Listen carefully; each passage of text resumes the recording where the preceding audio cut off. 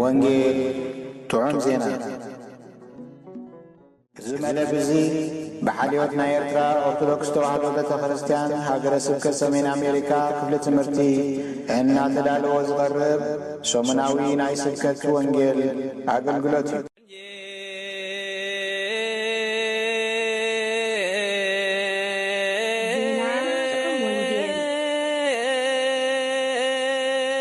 ዜና ጥዑም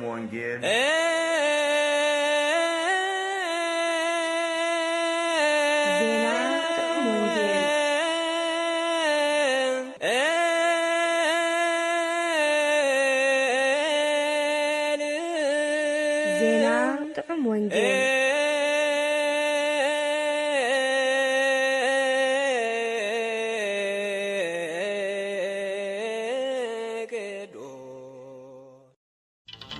ኢየሱስ እሙን መድሓኒ ምስባክ ናይ ዝዕለት እዚ ብለሰ ብኽያት ክሓልፉ ከለዉ ዓይኒ ማያት ይገብርዎ ዝናብ ኣዝመራውን ብበረኸት ይኸድኖ ካብ ሓይሊ ናብ ሓይሊ ይኸዱ ኣብ ጽዮን ኣብ ቅድመ ኣምላኽ ይቆሙ። መዝሙር 84 ፍቕዲ 6-7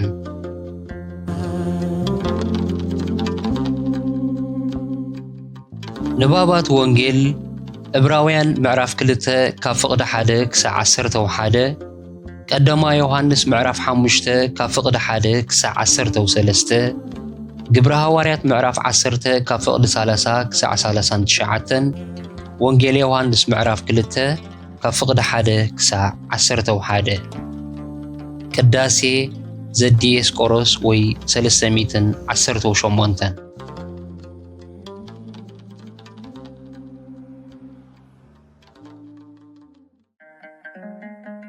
ጸጋ ጎይታና ኢየሱስ ክርስቶስ ምስ ኩላትና ይኹን።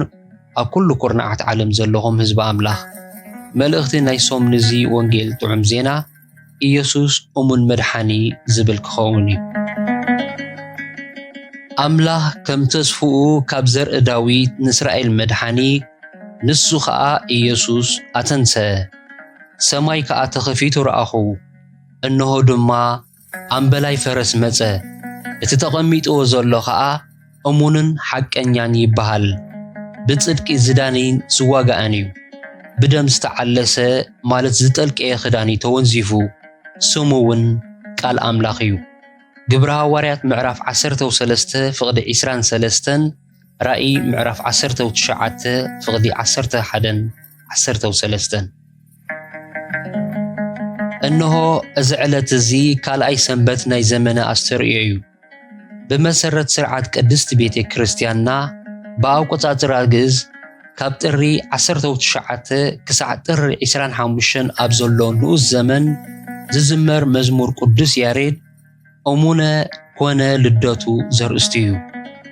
ትርጉሙ ድማ እሙን ኮነ ልደቱ ናይ መድሓኒና ክርስቶስ ልደት እሙን ኮነ፣ ካብ ሰማያት ወረደ፣ ካብ ማርያም ተወልደ፣ በመላእኽቲ ተመስገነ፣ ኣብ ቤተልሔም ተወልደ፣ ኣብ ናዝሬት ዓበየ፣ ብግልጽ ተራእየ።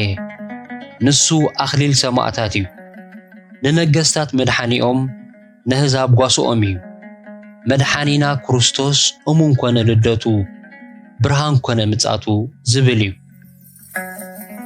በቲ መዝሙርና እሙን ኮነ ልደቱ ለመድሓኒነ ክርስቶስ፣ ብርሃን ኮነ ምጻቱ ለመድሓኒነ ክርስቶስ ዝበሎ መሰረት ብዛዕባቲ ንድሕነትና ዝተገልጸ ጎይታናን መድሓኒናን ኢየሱስ ክርስቶስ ንመሃረሉን ነስተንትነሉን ቅንያት ስለ ዝኾነ እዚ ንኡስ ዘመን እዚ ዘመነ ድሕነት እዩ። ልደቱ፣ ኣገልግሎቱ፣ ሞቱ፣ ትንሣኤ ኮነ ዕርገቱ ንሕና ድሕነት ምእንቲ ክረክብ ዝተፈጸመ እዩ። ነዚ ኸዓ ብትምህርቱ ፍልጠት ምድሓን ብምሃብ ገንሸል ኣምላኽ ኮይኑ ብደሙ ዋጋ ሓጢኣትና ብምኽፋል ብትንሣኤኡ ንሓይልን ስልጣንን ናይ ሞት ብምስዓር ሊቀ ካህናት ኮይኑ ብገዛ ደሙ ንዓና ምስ ኣቦ ብምትዕራቂ ዝገበሮ ነዚ ክገብሮ ዝኽኣለ ድማ ምስጢረ ተዋህዶ ማለት ምስጢረ ስጋዊ ምስተኻባና ዝወሰዶ ስጋ ተዋሂዱ ሓደ ኣካል ሓደ ባህሪ ብምዃን ሰብ ኮይኑ ስለዝተወልደልና እዩ ስለዚ ከዓ ስሙ ኢየሱስ ተባህለ ኢየሱስ ናይ ዕብራይስጥ ቃል ኮይኑ ትርጉሙ መድሓኒ ማለት እዩ ጎይታና ካብ ሓጢአትን ሳዕቤናቱን ከድሕነና ከም ዝመጽእ ገና ካብ ውድቀት ኣዳምን ሄዋንን ጀሚሩ ብትንቢታዊ ቃል ብትንቢታዊ ስርዓትን ብስፍሓት ተገሊጹ እዩ እዚ ድሕነት እዚ ኣብ መዓልቱ ከም ዝተፈጸመ ጎይታና ባዕሉ ኾነ ቅዱሳን ሐዋርያቱ ደጋጊሞምን ኣነጺሮምን ገሊጾሙልናዮም ናይ ዝኹሉ ግብሪ ድሕነት መፈለምታ ድማ ልደት ክርስቶስ እዩ ልደት እንተዘይፍጸም ድሕነት ፈጺሙ ኣይምትሓስበን ነይሩ ስለዚ ናይ ክርስቶስ ልደት ምፍጻሙ ማለት እሙን ክውን ምዃኑ ብዛዕባ እቲ ብኡ ዝፍጸም ድሕነት ክንሓስብን ክነመስግንን ክድርኸና እዩ ዝግባእ በዓለ ልደት ድሕሪ ምሕላፉ ድሕሪ 3 ሰሙናት ኣብ ዘመና ኣስተርእዮ እሙነ ኮነ ልደቱ ኢልና ንዝምረሉ ምኽንያት ከዓ ንሱ እዩ ጎይታና ንድሕነት ሰብ ከም ዝመጸ ኣብ ቤት ዘኪዎስ ወዲ ሰብ ንጥፉእ ክደሊን ከድሕን እዩ ዝመጸ እሞ ንስኻ ከዓ ወዲ አብርሃም ስለ ዝኾንካ ሎሚ ነዛ ቤት እዚኣ ምድሓን ኮነላ ብዝበሎ ቃል ኣነጺርዎ ኣሎ ሉቃስ 19:10 ስለዚ ከዓ ደጊሙ ኣነ ንዓለም ከድሕን እምበር ንዓለም ክፈርድ ኣይመጻእኩን ይብል ነበረ ቅዱስ ጳውሎስ እውን በዚ ድሕነት እዚ ስለ ዝተጸገወ ክርስቶስ ኢየሱስ ነቶም ኣነ ዝቐዳማዮም ሓጣን ከድሕን ከም ዝመጸ እዚ ቃል እዚ እሙን እዩ ምቕባሉ እውን ብኹሉ ግቡእ እዩ ብምባል ተኣሚኑ እዩ ቀዳማይ ጢሞቴዎስ ምዕራፍ 1:15 ናይ ኩሎም ቅዱሳን ሐዋርያት ቀንዲ ተልእኾ ብዛዕባ እዚ ድሕነት እዚ ንምልእቲ ዓለምን ንኹሉ ዘርኢ ሰብን ምብሳር እዩ ነዚ ድማ ሐዋርያ ቅዱስ ዮሐንስ ኣቦ ማለት እግዚአብሔር ኣብ ንወዱ መድሓነ ዓለም ክኸውን ከም ዝለኣኾ ንሕና ርኢና ንምስክር እውን ኣለና ብምባል ገሊጹ ኣሎ ቀዳማይ ዮሐንስ 4:14 ስለዚ ከዓ እታ ኣብቲ ክርስቶስ ርእሱ ማእዝኑ ዝኾነት መሰረት ነቢያትን ሐዋርያትን ዝተሃንጸት ቅድስቲ ቤተ ክርስቲያን ድማ ነዚ ሐዋርያው ተልእኾ ናይ ምፍጻም ልዑል ሓላፍነት ስለ ዘለዋ እዚ ዘመነ ድሕነት ሰሪዓትልና ኣላ እምበኣር ንሕና እውን ናይ ሓቂ ድሑናት ምዃንና ክንረጋግፅ ዝተሰርዓልና ቅንያት ስለ ዝኾነ ብዛዕባ እዚ ኣርእስቲ እዚ ብቑዕ ፍልጠት ክህልወና ርእስና ክንምርምር ካብታ ጎደና ድሕነት ርሒቕና እንተሊና ድማ ብንስሓ ክንምለሰሉ ዝግባኣና ንኡስ ዘመን እዩ ቅድስቲ ቤተ ክርስቲያንና ብዛዕባ ድሕነት ዘለዋ ሰረተ እምነት ኣብ ምስጢረ ስጋዊና ንመሃሮ ናይ ዝዕለት እዚ ኣርእስትናን ትምህርትናን ካብዚ ናይ ግብረ ሐዋርያት ምዕራፍ 13 ካብ ፍቕዲ 20 ክሳብ 27 ንባብና ዝተወስደን ምስቲ ናይ ራእይ ምዕራፍ 19 ካብ ፍቕዲ 11 ክሳብ 16 ክፍሊ መጽሓፍ ቅዱስ ተዛመደን እዩ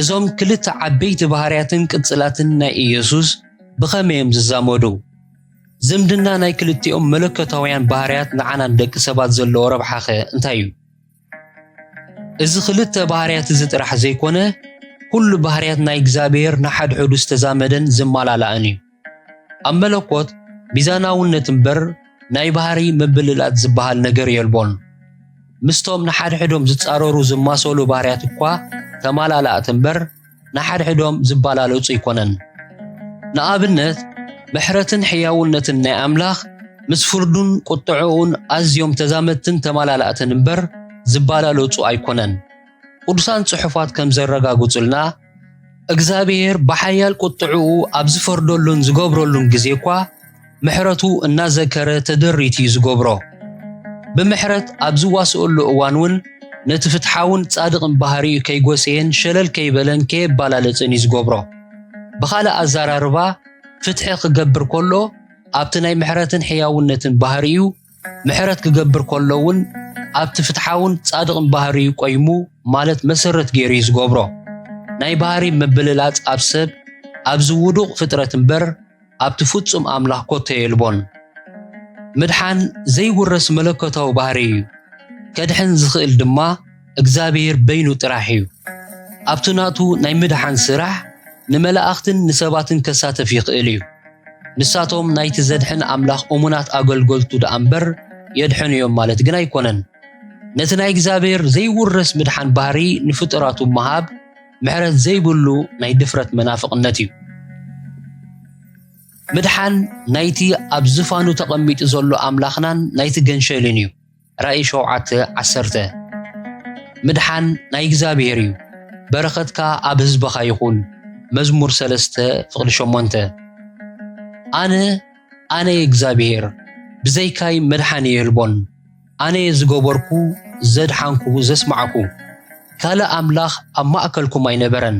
ስለዚ ንስኻትኩም ምስክረ ኢኹም፣ ኣነ እውን ኣምላኽኩም እየ።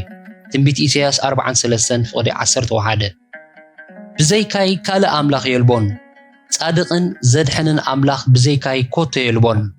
ኣነ ኣምላኽ ካልእ ከዓ የልቦን እሞ ናባይ ተመለሱ ደሓኑ እውን። ትንቢት ኢሳይያስ 45:21-22 ግናኸ ኣነ ካብ ጥንቲ ጀሚረ እግዚኣብሔር ኣምላኽከ እየ። ብዘይካይ ካልእ ኣምላኽ ኣይትፈልጥን ኢኻ፣ ብዘይካይ ድማ መድሓኒ የልቦን። ሆሴዕ 13:4 እቲ ንስኻትኩም ነደቕቲ ዝነዓቅኩምዎ እሞ ርእሲ ማእዝን ዝኾነ እምኒ ንሱ እዩ። ብኡ ክድሕን ዝግባእ ካልእ ስም ኣብ ትሕቲ ሰማይ ንሰብ ኣይተዋሃበን እሞ ምድሓን ብሓደ ካልእ ኮተ የልቦን። ግብረ ሐዋርያት 4:11-12 እዚ እግዚኣብሔር ባዕሉን ቅዱሳን ነቢያቱን ሃዋርያቱን ብንጹርን ብኣጽንዖትን ዘረጋገጹ ሓቂ ነቕ ዘይብል ናይ ቅድስቲ ቤተ ክርስቲያንና ሰረተ እምነት እዩ። እግዚኣብሔር ከዓ ነዚ መንነታዊ ባህሪውን ክብሩን እዚ ብልዑል ቅንኣት እዩ ዝሕልዎ። ነዚ ቅዱስ ባህሪ እዚ በቲ ናይ እሙንነት ባህሪ እዩ ዘጽንዖ። በይኑ መድሓኒ ክንሱ ብዛዕባ እዚ ባህሪ እዚ እሙን እንተዘይከውን መን ክትስፈዎን ከኣምኖን መኽኣለ። ስለዚ እሙንነት ናይቲ ምድሓን ባህሪኡ ፍሉይ ክብርን ተኣማንነትን ዘጸግቦ እዩ። ንምድሓንና ዝጥቀመሉ መገድታት ኣዝዩ ዝተፈላለየን ዝተራቐቐን ክኸውን ይኽእል እዩ። ንገሊኡ ሰብ ብህይወት ኣድሒኑ ንገሊኡ ከዓ ብሞት ከድሕኖ ይኽእል እዩ። ንገሊኡ ብጥዕና ንገሊኡ ከዓ ብሕማም ከድሕኖ ይኽእል እዩ። ብኸመይ ዝበለ መገዲ ከም ዘድሕን ምምራጽ ናይ በይኑ ልዕላዊ ስልጣን እዩ። ነቲ ንሱ ዘድሕነሉ መገዲ ምርዳእ ስኢልናዮ ዝቐዘፈና ወይ ዝቐጽዓና ክመስለና ይኽእል እዩ። ንኣና ይረዳኣና ኣይረዳኣና፣ ንሕና ንቀበሎ ኣይንቀበሎ፣ ንሱ ግን እሙን ኮይኑ ካብ ናይ ምድሓን ተግባሩ ፈጺሙ ኣይበኩርን ኣይጐድልን ድማ እዩ። ንቅዱስ ጳውሎስ ነቲ ሕሩይ ኣቕሑኡን ፍቁር ባርዒኡን ካብቲ ኣጋንንታዊ ናይ ትዕቢት ባህሪ ብመልኣኽ ሰይጣን ብዝኽሰት ዘፈንፍን ሕማም ከድሕኖ ፈቐደ።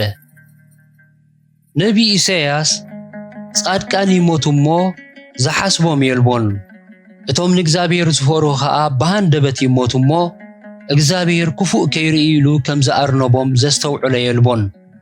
እቶም ብቕንዕና ዝነብሩ ምስ ሞቱ ሰላምን ዕረፍትን ይረኽቡ ብዝበሎ መሰረት እግዚአብሔር ንጻድቃኑ ብሞት ከም ዘድሕኖምን ከም ዘዕርፎምን ብንጹር ተገሊጽልና እዩ።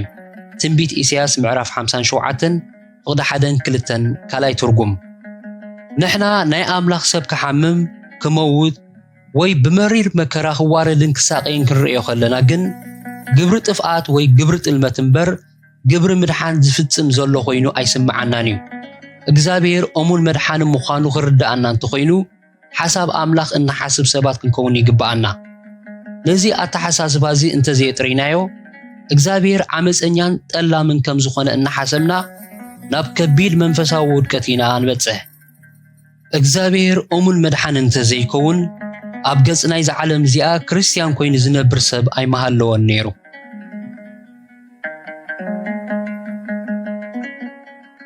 ኢየሱስ ብኸመይ መድሓን ኾነልና? ብኸመይ ከኣድሓነና? ልዕል ኢልና ከም ዝረኣናዮ ምድሓን ናይ ኣምላኽን ናይቲ ገንሸልን እዩ። ብዘይካ ስም ክርስቶስ ካልእ ዘድሕን ስም ኣይተዋህበናን።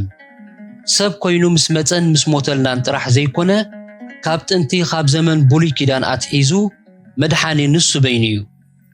ምኽንያቱ ብመሰረት ወንጌል ዮሐንስ ምዕራፍ 1 ፍቅድ 3 ካብ ፍጥረት መላእኽትን ካልእ ኩሉ ፍጥረትን ጀሚሩ በአምላኽ ዝተገብረ ኩሉ ግብሪ ገባሪዩ እግዚአብሔር ወልድ ኢየሱስ ክርስቶስ በዓል እዩ። ብኡ ኩሉ ኾነ ካብቲ ዝኾነ ዘበለ ድማ ብዘይ ብኡ ዝኾነ የልቦን።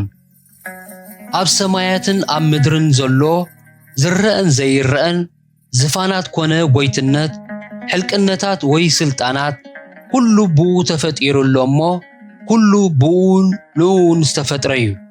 ንሱ ከዓ ቅድሚ ኩሉ እዩ፣ ኩሉ እውን ብኡ ቆይሙሎ። ቆሎሴ ምዕራፍ 1 ፍቅዲ 16-17 ዕብራውያን ምዕራፍ 1 ፍቅዲ 2-3 ስለዚ እግዚአብሔር አቦ ከምቲ ንኩሉ ፍጥረት ብክርስቶስ ገይሩ ዝፈጠሮ ካብ ፍጥረት ጀሚሩ ኣብ ልዕሊ ኩሉ ሰብ ዝገበሮ ኩሉ ግብሪ ምድሓን እውን ብክርስቶስ ገይሩ እዩ ዝገበሮ። ስለዚ ዓይነቱ ብዘየገድስ ንኩሉ ምድሓን ካብ ክርስቶስ ፈሊና ክንርእዮ ኣይንኽእልን ኣይግባእንካ እዩ። ንክርስቶስን ንድሕነትን ፈላልዩ ዝርኢ ሰብ መንፈሳዊ ብርሃን ዘይረኸበ ኣብ ግብ ዝበለ ጸልማት ዝነብር መንፈሳዊ ዕረስ ዝተጠቕዐ ሰብ ጥራሕ እዩ።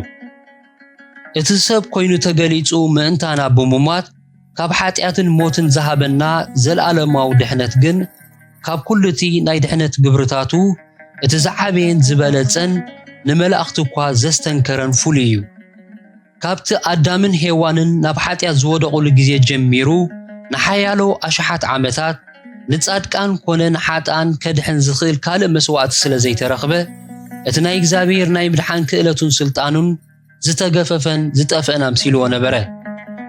እግዚአብሔር ንድሕነት ምዱብ ግዜን ፍሉይ ኣካልን መስዋዕትን ሰሪዑ ከም ዘሎ ዝፈልጥ ወላ ሓደ እኳ ኣይነበረን። ካብ ዘለዓለም ጀሚሩ ኣብ ኣምላኽ ዝተሰወረ ምስጢር ነበረ። እቲ ምዱብ ግዜ ምስ ኣኸለ ግን እቲ ዘድሕን ኣምላኽ ካብ ናይ ክብሪ ዝፋኑ ወሪዱ ሰብ ወዲ ሰብ ኮነ። ናይ ኩሉ ዘረ ኣዳም ድሕነት ድማ ብኡ ተፈጸመ። እቲ ብክርስቶስ ጎይታና ዝተፈጸመ ሙሉእ ድሕነት በዝስዕብ መገዲ እዩ ዝተገልጸ። ቀዳማይ ምእንታና ናብ ዓለም ወሪዱ ሰብ ብምዃን እዚ ተግባሩ እዚ ናይቲ ብኡ ዝፍጸም ግብሪ ድሕነት ቀዳማይ ስጉምትን መሰረትን እዩ። ነዚ ሓቂ እዚኣ ዝሰሓታን ዘይተቐበላን ሰብ ነታ ድሕነት ክረኽባ ኣይክእልን እዩ። ካልኣይ ገንሸል ኮይኑ ንዓና ብምትካእ ሰብ ክትክኦ ዝበቅዕ ኣካል ስለ ዘይተረኽበ እዩ ንድሕነትና ክፍጽማ ዝኽእል ዘይተረኽበ። እንስሳ ንሰብ ክትክኦ ስለ ዘይክእል ብሚልዮናት ዝቁፀራ እንስሳታት ተሰዊዕን ክንሰን ሓጢአትና ንሓዋሩ ክርሕቕ ንሕና እውን ክንድሕን ኣይከኣልናን። ኢየሱስ ሰብ ክኸውን ዘድልየሉ ምኽንያት ከዓ ንሱ እዩ። ፍጹም ስለ ዝኾነ ኣብ ክንዳና በጃነ ምዃን ብቑዕ ኮነ። ንመለኮት ምስ ስጋና ስለ ዘዋሃደ ካብ ስጋ ወይ ካብ ሰብ ኣዝዩ ዝዓቢ ስጉው ኣምላኽ እምበር ሰብ ጥራሕ ስለ ዘይኮነ ልዕሊ ኩሉ ሰብ ኮነ። ስለዚ ከዓ እቲ ናይ ሓንሳእ ሞቱ ካብ ሞት ናይ ኩሉ ፍጥረት ኣዳም ኣዝዩ ዓበየ። ሳልሳይ ንኩሉ ሓጢአትና ኣብ ስጉኡ ብምጻር ናይ ኩሉ ዘረ ኣዳም ሓጢአት ክጸውር ዝኽእል ዝኾነ ይኹን ኣካል ሰብ ወይ እንስሳ ኣይነበረን ኣይተረኽበን እውን። ንሱ ግን ኣበሳ ዘይብሉ ፍጹም ሰብ ስለ ዝኾነ ሓጢአት ካልኦት ክጸውር ብቑዕ ኮነ። ራብዓይ ኣብ ክንዳና ርእሱ መስዋዕቲ ገይሩ ብምብጃው ንጹህ ክንሱን ፍጹም ኣምላኽ ክንሱን በጃና ብስጋ ስለ ዝሞተ ንኣና ካብ ሓጢአትን ዘለዓለማዊ ሞትን ተበጀወና። ብኸምዚ ዝሞተልና ከዓ ገና ጸላእቱን ሓጥኣንን ከለና እዩ። እዚ በጃነት እዚ መዳርግቲ ኣልቦን መግለፂ ኣልቦን እዩ። ሓምሻይ ምእንቲ ኸጽድቐና ካብ ሞት ብምትንሳእ ኩሉ ናይ ብሉይ ኪዳን መስዋዕቲ ንሰብ ከድሕኖ ዘይከኣለ ምዉት ኮይኑ ስለ ዝተርፍ እዩ።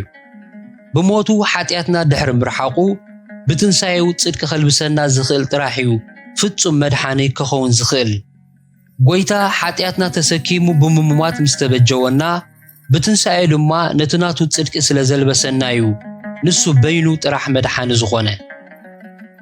ሻድሻይ ሊቀ ካህናት ኮይኑ ብዕርገቱ ኣብ የማን ኣቦ ተቐሚጡ ስለ ዘተዓረቐና። ካልእ ኩሉ መስዋዕቲ ናብ ሰማይ ክዓርግ ህያው ማእከላይ ኮይኑ ከተዓርቕ ዘይክእል ስለ ዝኾነ እዩ ከድሕነና ዘይከኣለ።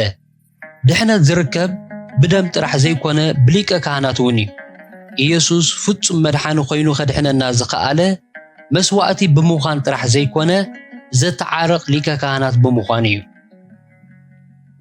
ሻውዓይ ብዳግማይ ምጽኣቱ ካብ ሞት ኣተንሲኡ ካብ ሞት ስጋን ካብዛ ዓለም እዚኣን ኣድሒኑ ኣብ የማን ኣቦ ስለ ዘቑመና እዚኣ ናይ ድሕነት ናይ መወዳእታ ምዕራፍ ትበሃል። ብዘይካ ክርስቶስ ነዚኣ ክገብራ ዝኽእል ስለ ዘየለዩ ክርስቶስ ጥራሕ እሙንን ሓቀኛን መድሓኒ ዝኸውን። እሙንነት ኢየሱስ ብመንጽር እዚ ዝተገልጸ ድሕነት ብኸመይ ዝንጸባረቕ? እቲ ልዕል ኢልና ዝረኣናዮ ናይ ምድሓን ባህሪ እዩ ናባና ናብቶም ድሕነት ዘድልየና ደቂ ሰብ ደኣዩ እምበር ናብ ኣምላኽ ዘድሃበ ኣይኮነን። ምኽንያቱ ንኣምላኽ ምድሓን ኣየድልዮን እዩ። እሙንነት ግን ናብ ኣምላኽን ናብ ሰብን ዘድሃበ ልዑል ባህሪ እዩ። ኢየሱስ ነቲ ዝለኣኾ ኣቦኡ እሙን እዩ። ምስ ለኣኾ ሕራይ ኢሉ ምምጽኡ ፍቓድ ኣቦኡ እምበር ፍቓዱ ብዘይምድላዩን ብዘይምግባሩን ንርእሱ ኣዋሪዱ ነቦኡ ጥራሕ ከኽብር ብምድላይ ርእሱ ከይነሓፈ መስዋዕቲ ብምዃን ሊቀ ካህናት ኮይኑ ንሓጥኣን ብምትዕራቑ ንእግዚኣብሔር ኣቦ እሙንነቱ ኣርኢ እዩ። ድሮታ ዝተሰቕለላ መዓልቲ ምስ ደቂ መዝሙሩ ኣብቲ ላዕላይ ደርቢ ኮይኑ ኣብ ዝጸለዮ ጸሎት ኣነ ነቲ ክገብሮ ዝሃብካኒ ግብሪ ፈጺመ ኣብ ምድሪ ኣኽበርኩኻ ብምባል ብዛዕባ እሙንነቱ ብትብዓት ዝተኣመነ ዝዓበየ ኣርኣያና እዩ። ወንጌል ዮሃንስ ምዕራፍ 17:4 ቅዱስ ጳውሎስ ናይ ኣምላኽ ዘበለ ደንጋጽን እሙንን ሊቀ ካህናት ነቲ ዝሾሞ ኣቦ እሙን ዝኾነ ኢየሱስ ብምባል ብመንፈስ ቅዱስ መስኪሩሉ ኣሎ። ዕብራውያን ምዕራፍ 2:17 ምዕራፍ 3:2 ቅዱስ ዮሃንስ እውን በቲ ብመንፈስ ቅዱስ ተገልጸሎ ራእይ እሙንን ሓቀኛን ምስክር ምዃኑ ደጋጊሙ መስኪሩሎ። ኣብ መሪሕ ጥቕስና እሞ ኸዓ እሙንነት ባህሪ ጥራሕ ዘይኮነ ናይ ማዕርግ ስሙ ምዃኑ እውን ተነጊሩልና ኣሎ። ንኣና ንሰባት ብዛዕባ እቲ ዘይረኣናዮ ኣቦ መስኪሩ ናብ ድሕነት ኣብቂዕና እዩ። ብዛዕባና ኣብ ቅድሚ ኣቦ ዝምስክረልና እውን ንሱ እዩ። ንእግዚኣብሔር ኣቦ ጥራሕ ዘይኮነ ንዓና ንሰባት እውን እሙን እዩ። ንኹሉ እቲ ቅዱሳን ነቢያት ብመንፈስ ቅዱስ ዝገለጹልና ናይ ምድሓን ተስፋታት ብዘስተንክር ልክዕነት ብዘይተረፈ ፈጺምልና እዩ። ቅድሚ ሓያሎ ኣሽሓት ዓመታት ንኣዳምን ሄዋንን ነቦና ኣብርሃም ነቦና ዳዊት ብሓፈሻ ንኹሉ ዘርኢ ሰብን ደቂ እስራኤልን ዝተነግረ ኩሉ ተስፋታት እሙን ኮይኑ ዝፈጸሞ ኢየሱስ በዓል እዩ። ሕጂ እውን ብእሙናት ኣገልገልቱ ብዝምግበና ቃልን ብርሃንን በቲ ብደሙ ሰርዐልና ናይ ድሕነት ምስጢራት ብዝተገብረልና ጉስነትን እሙን ኮይኑ የገልግለና ኣሎ። ነቶም እሙናት ሰዓብቲ ኮይንና ዝተኸተልናዮ ሰባት ዝሃቦ ኩሉ ተስፋታት እሙን ኮይኑ ይፍጽሞ ኣሎ። ሰኣን ምስትውዓልና ከየለለናዮ ዝተረፍና እንተዘይኮይኑ ኢየሱስ ኣብ ኩሉ ማሕበራውን መንፈሳውን ናብራና እሙን ዘይኮነሉ ወላ ሓንቲ ነጥቢ እኳ የልዎን።